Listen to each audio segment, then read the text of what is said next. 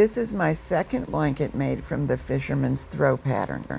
This one is made on a Cindwood 80 peg 3/4 inch loom. I have some notes for you that go beyond what appeared in my first video on the subject of this blanket. Some of the thoughts I have for you are specific to the use of this loom. Others are simply additional things I've learned as I have gone along.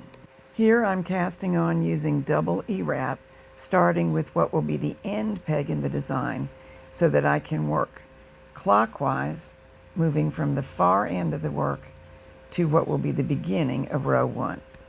I have used this cast on for both blankets and I like the effect just fine. One note here, do not pull that stitch when you knit over overly tight or the first true row will be quite difficult to knit. The form of the knit stitch that I prefer and the one I used for this blanket is the U-wrap stitch, but I'm letting the U's form themselves simply by holding the yarn supply loosely enough that knitting over the previous row creates the U shape of the yarn around the peg. I have not tried making this pattern using the E-wrap stitch, so I cannot speak to whether that would work well or not. Purls are made by wrapping beneath the existing stitch, pulling a loop up through the stitch, lifting off, and replacing on the peg.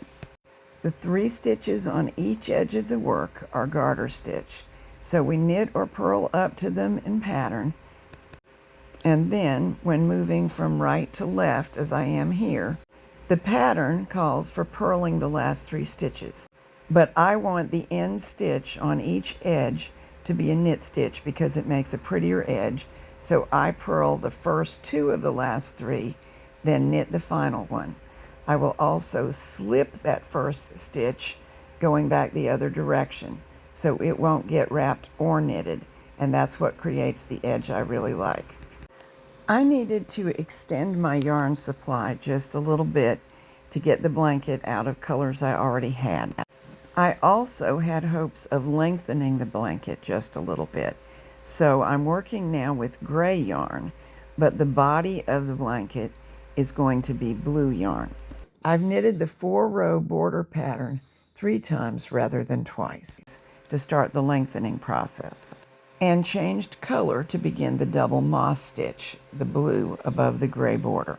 I find that the border, the diagonal stripes, and the double moss stitch, the first 3 patterns, are quite easy to memorize. But the first time I knitted the pattern, I did make mistakes in the diamond. I was able to correct those mistakes, and I recorded how to do that in this video. So if you make mistakes too, all is not lost. But I'm trying a new technique on the second blanket to see if I can get all the way through it with 0 mistakes, which would be an altogether nicer thing to have happen. Here's what I use for peg markers to forward this process. These are designed as pencil grips, and mine came from Amazon. If you snip apart the rings at the little striations, they last a good while and they pop right over the pegs. So this time around, wherever there's going to be a purl stitch, I'm lifting the existing stitch off the peg before knitting the row, placing a marker on the peg, and this should cue me to knit all of the stitches that are not marked and purl all of the stitches that are marked. Here's the graphic I made to represent the stitch. It's posted on my website, and there will be a link for you in the program notes. You can see that rows 2 and 8 look alike in the positioning of the purl stitches. The purl stitches are blue. Because the pattern repeats around the loom, it will appear that there are 5 knit stitches in a row, then a purl, a knit, and a purl, and repeat. And here's what that looks like on the marked loom. Note that rows 4 and 6 may also be described in the same way, but the 5 knit stitches in a row are a different 5 stitches. So the diamond is really very simple. It's made by purl stitches moving away from each other and then towards each other again. It can just be easy to lose count. So far I've done a single repeat and I need to do 2 more. But this method of marking the purl stitches has been worth my time. It's really helping me. As of this photo, the blanket is finished. and I did get all the way through the diamond pattern without any mistakes. So I do recommend the method I just described. Now, having done 2 complete blankets, I can tell you the bout gauge better than I could when all I had was swatches. The numbers showing on screen are what the pattern states and what I actually got when you reduce them to stitches per inch rather than stitches per 4 inches. The difference between the 2 gauges is small enough that it did not show up in my swatches. And it's enough that both of my blankets came out 40 inches wide rather than the 42 inches predicted in the pattern. The pattern states that the row gauge is 3 rows per inch, and I came quite close to that using the Kiss Dragon loom, the white blanket.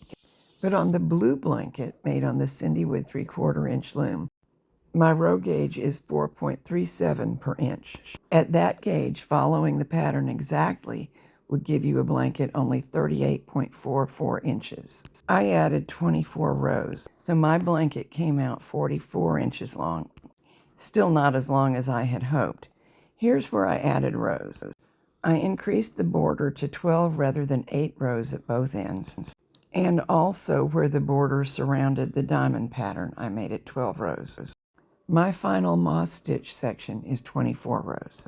If I make the blanket again, I think I will substantially increase the beaded rib section. Both looms did a nice job, and both fabrics are very attractive and comfortable.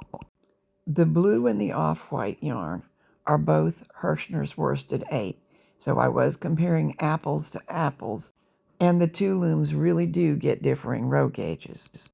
Because of the denser row count, the one on the left, made on the Cindwood, has fabric that feels denser, but both look nice and are comfy. The blue blanket was made with 2 balls of Hirschner's worsted 8 plus 2 balls of Premier Everyday Worsted. The Everyday Worsted is the gray. There is a little bit of each kind of yarn remaining after the blanket is finished. The off-white blanket took 3 balls of worsted 8, and there's also a little bit of yarn left over. If you're knitting this pattern, I have some more help for you on my website on this page, so I'll put a link for you in the program notes. When we were discussing the possibilities in the Cindwood Loom group on Facebook, I had the opinion that if we wanted to make a baby blanket, we would need to reduce the pattern or use thinner yarn so it came out smaller. Based on my experience with the blue blanket, I would change that opinion. I would knit it exactly as I did knit this one, possibly without the extra rows. That would give a very roughly 40 by 40 inch blanket, and although a little generous for a baby blanket, I think it'd be great. I can't imagine a more generous, snuggly gift for an infant. There are a couple of more things that I want to try. I still haven't used the original yarn designated in the pattern, the Premier Basics Super Bulky, and I'd like to. I also have not tried it using the E-wrap version of the knit stitch, and I'd like to see how that comes out too, so I'll keep you posted.